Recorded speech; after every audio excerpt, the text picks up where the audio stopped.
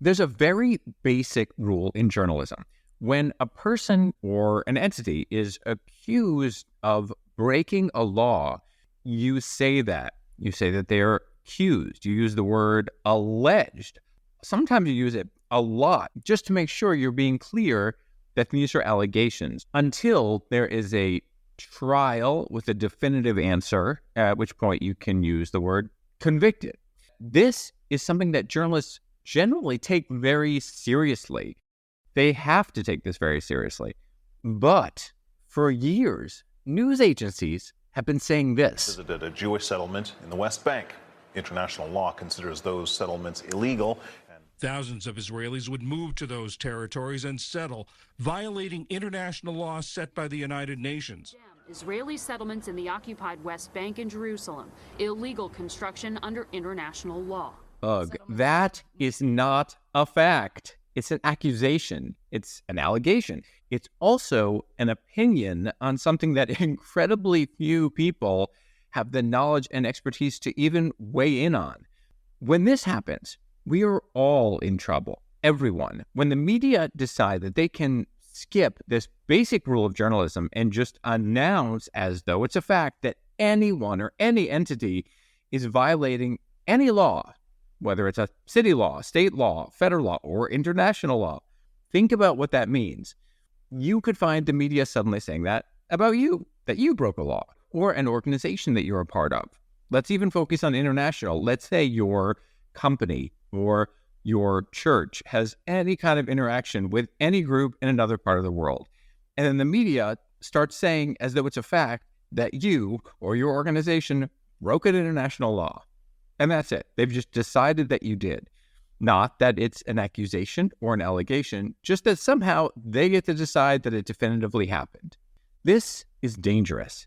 And the problem is not just that people in the media are confused about what international law says. It's that they don't know what international law is. For other people, that's completely fine. It's this confusing amorphous concept. A lot of people, most people don't know what international law is. But when you're in the news business and you're citing it, you should learn what it is. It's so pathetic to have to say that. But as you're probably hearing on this show so far, some basics need to be said. This problem led the media to give Trump a political victory that he didn't actually earn. Yes, really. That's coming up. Plus, why, in order to understand this, it helps to look at the issue of same-sex marriage and at medical opinions for a newborn baby who needs life-saving surgery. All that today on They Stand Corrected.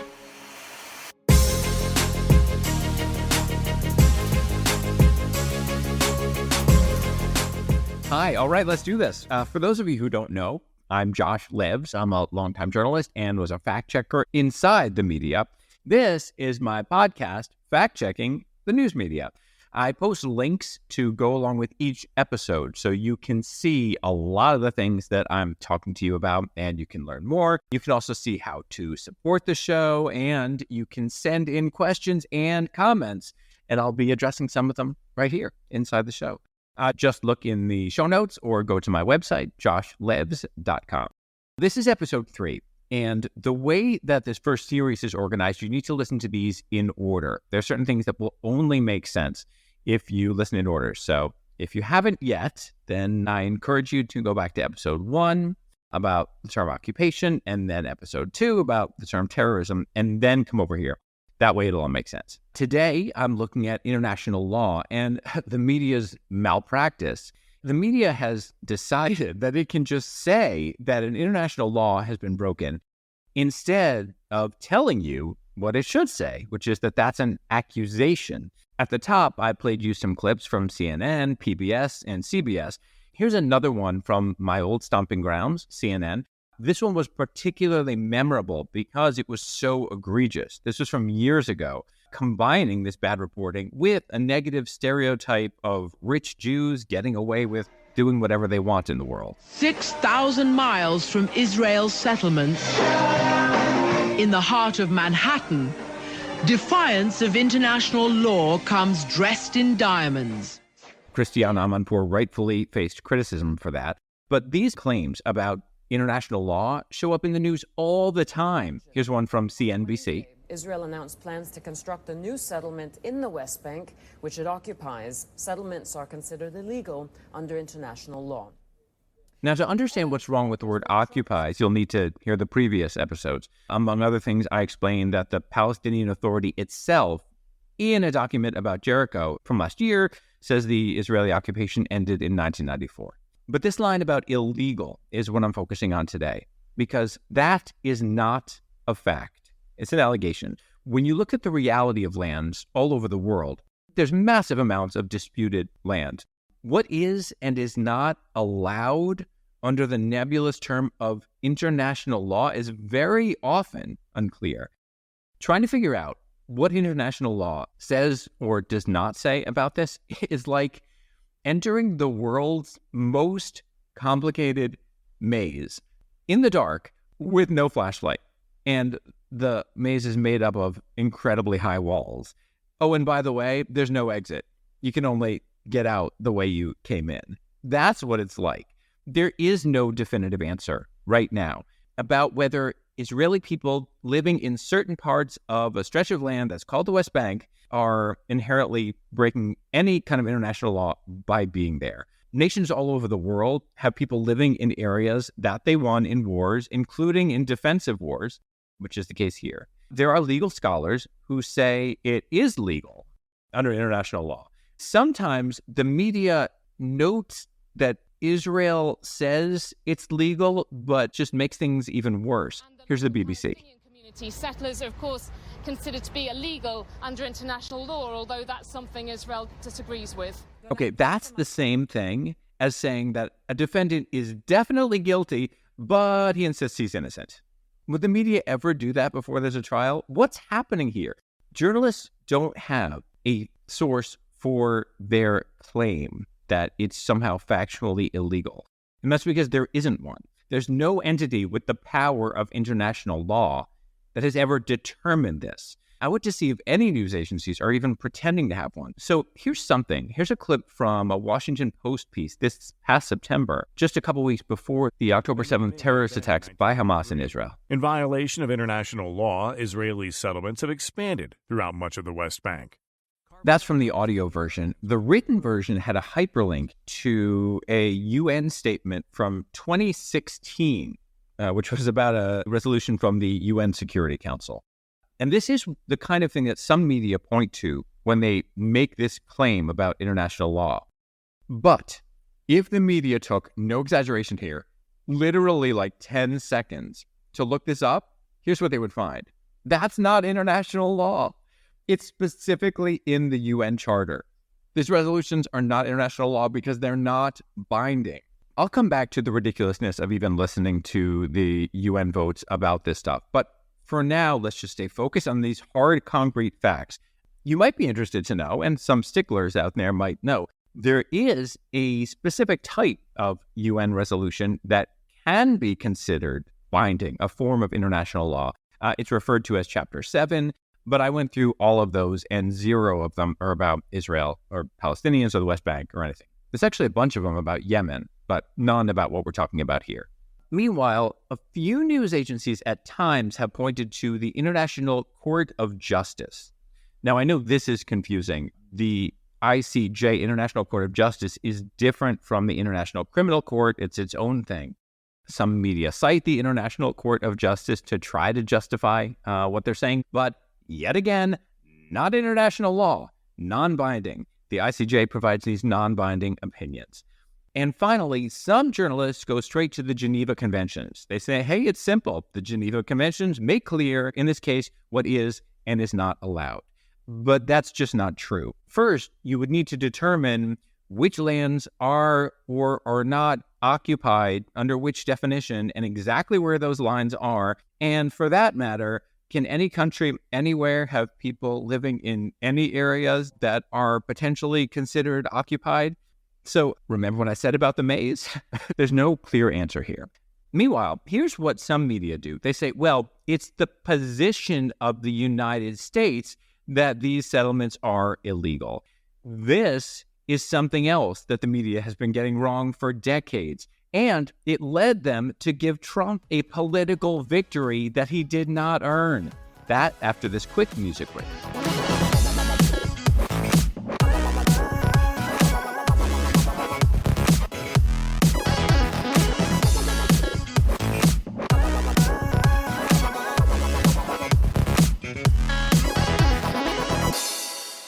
And we're back. This is They Stand Corrected.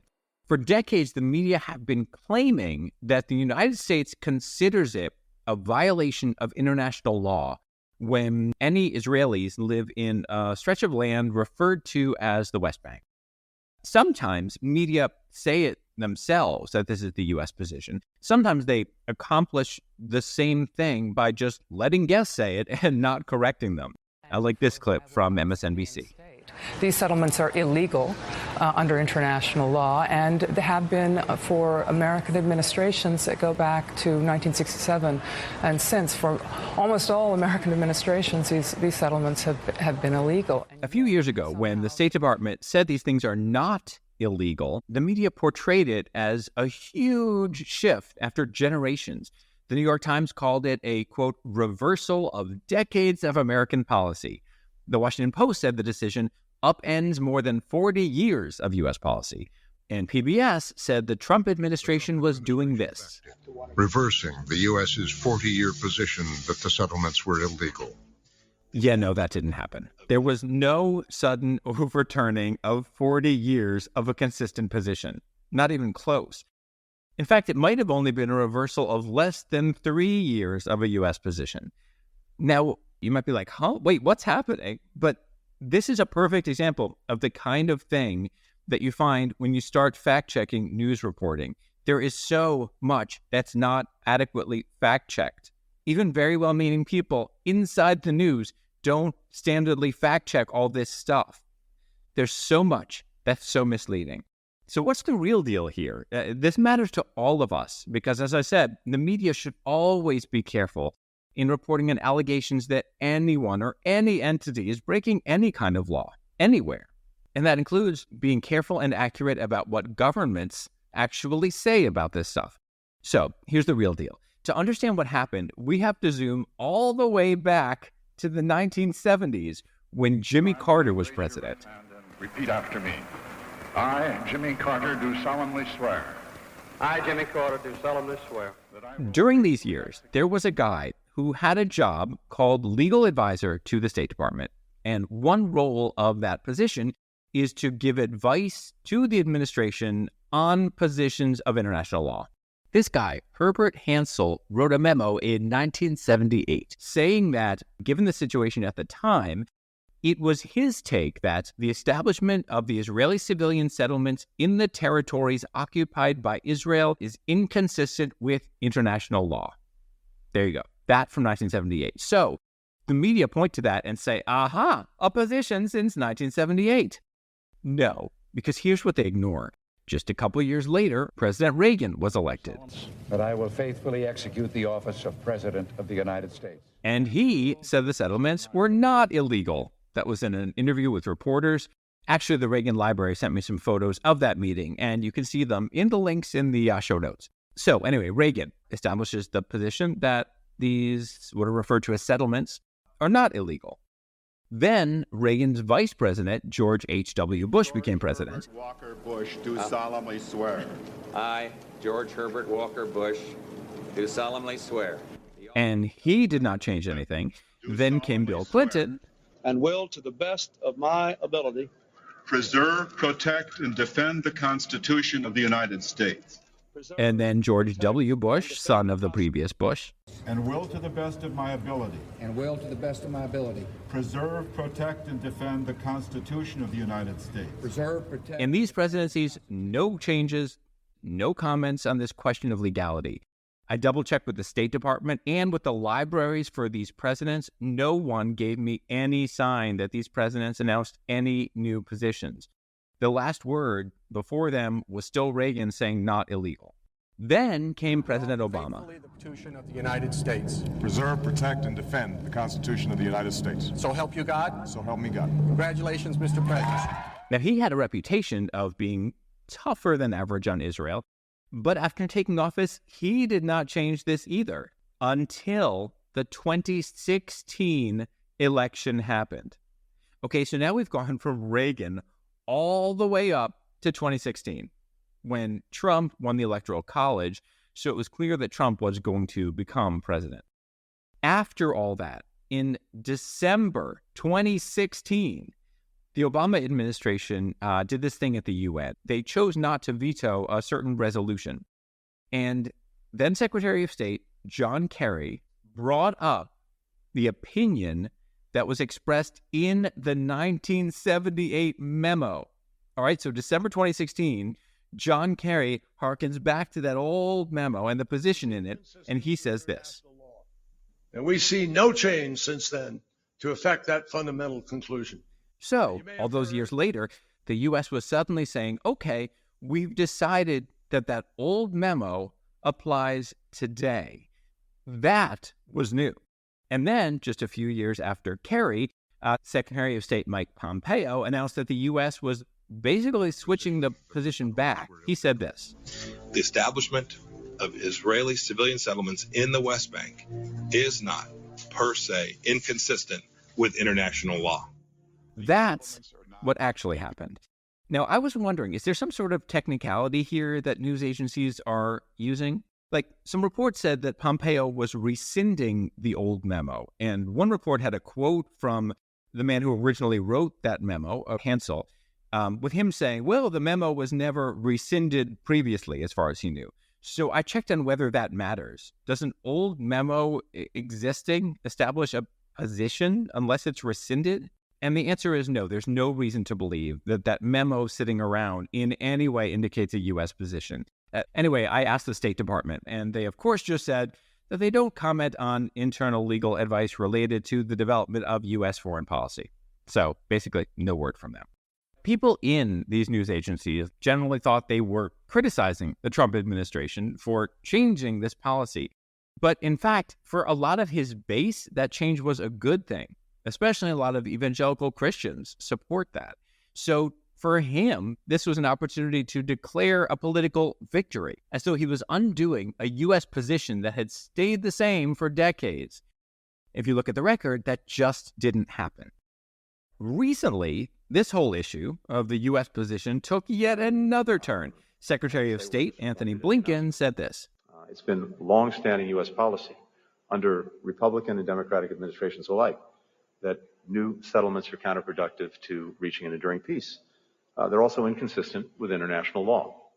The timing of that was particularly important for political reasons. These remarks came right before the primary in Michigan, where there's a large concentration of Arab Americans, and there was an effort to try to make Biden look bad because of his support for Israel. The Wall Street Journal had a great line about this. They called Blinken's remarks, quote, some coincidence. Obviously, you know, I have no problem criticizing the media when it messes up. But there is also a lot of fantastic work that gets done all the time. That's a big reason that I fight for the media to be better, and why I hear from so many journalists, you know who you are, inside the media, who send me links and say, please call this out. Our news agency should be better. Anyway, the memo that I've been telling you about from 1978, what if it never actually called these settlements illegal in the first place? Listen to this exchange during a briefing between a State Department spokesman and AP reporter Matt Lee. Yeah, but you don't believe that they're illegal. You know, I will let the lawyers, of which I am not, speak to the difference between those two terms, if any. But on behalf of the United States, we do not believe they're consistent with international law. The entire point of the Hansel Memorandum, when it was written in 1978, believe me, I've done a lot of looking into this, was that it was ambiguous, that it did not put the United States down as having a position that settlements were illegal or not illegal. Whoa. So the term inconsistent with international law might not even be the same as illegal. Remember what I said about the maze earlier? It's not surprising, really. International law is, of course, a confusing mess. But the media has been actively misleading people by claiming that this issue is clear. And this gets at another major problem in the media that we need to talk about. And that is, in general, who news agencies listen to for their opinions about anything. To understand that, it helps to look at a child's congenital heart condition and the issue of same-sex marriage after this.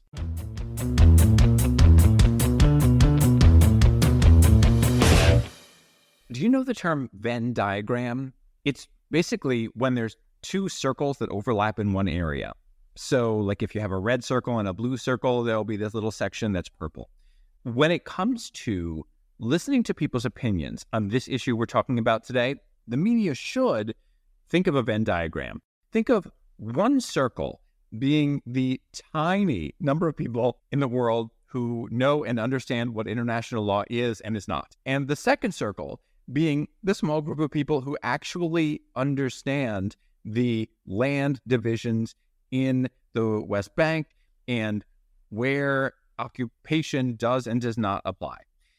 Only the people who fit into the overlapping section in that Venn diagram should be asked to weigh in on this complicated issue if anyone actually wants to know what international law says about this. But of course, that's not what's been happening.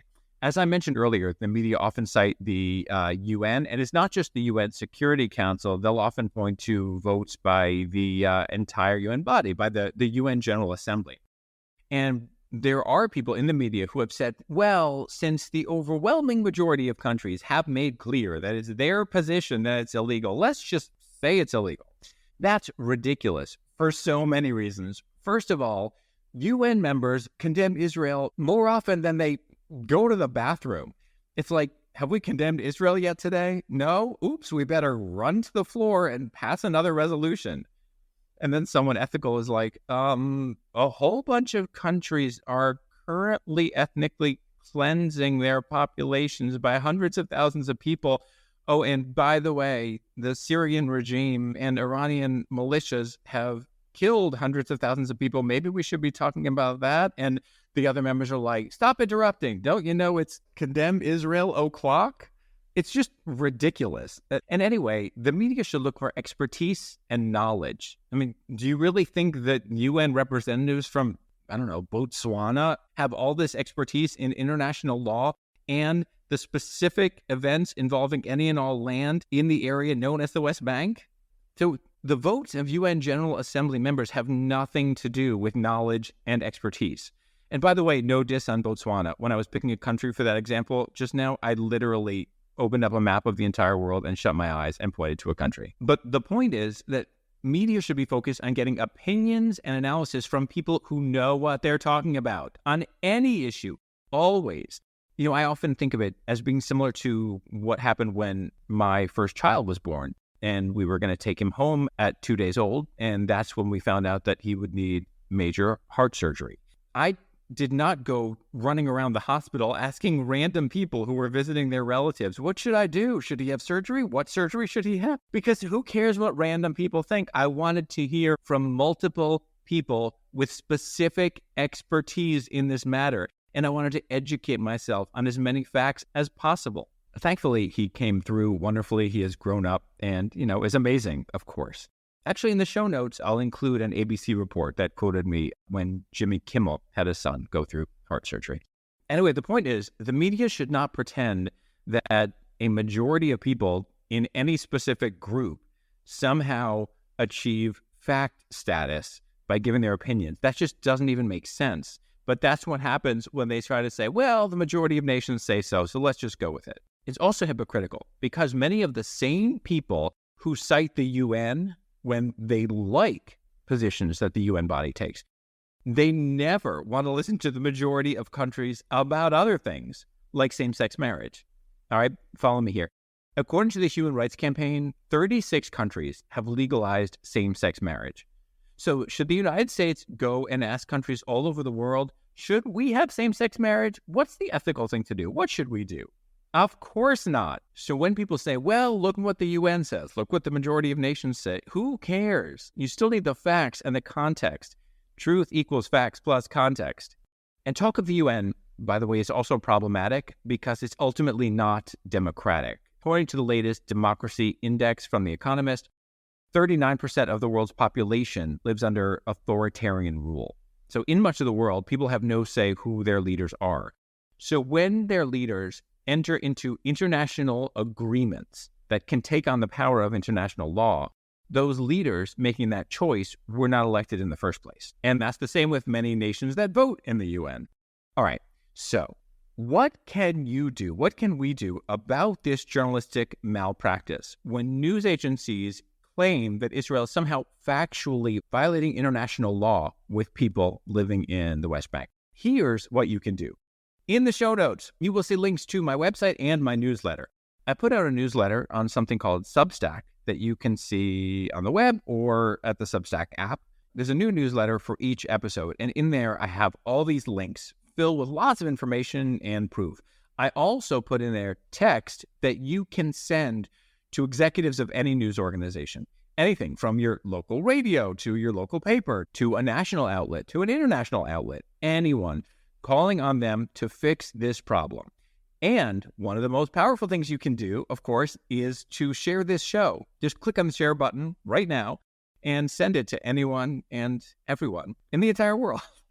Anyone you think might like it. And of course, subscribe, rate, and review. Send out the word. You can also support this show through the links at my site. Your support will allow us to grow They Stand Corrected into a much bigger project and take on all kinds of media failures on all kinds of topics, and hopefully add video. Also, supporters are given first preference in having your questions and comments shared and addressed on the show. If you're wondering why I haven't begun sharing those yet, it's because this episode was recorded before any of the episodes were sent out. But I'll soon start addressing your questions and comments. Coming up in the next episode, the media's crazy, misguided use of alleged death tolls amid the war in Gaza and what it says about systemic failures in the news. It's time to show the media that they stand corrected. See you next time.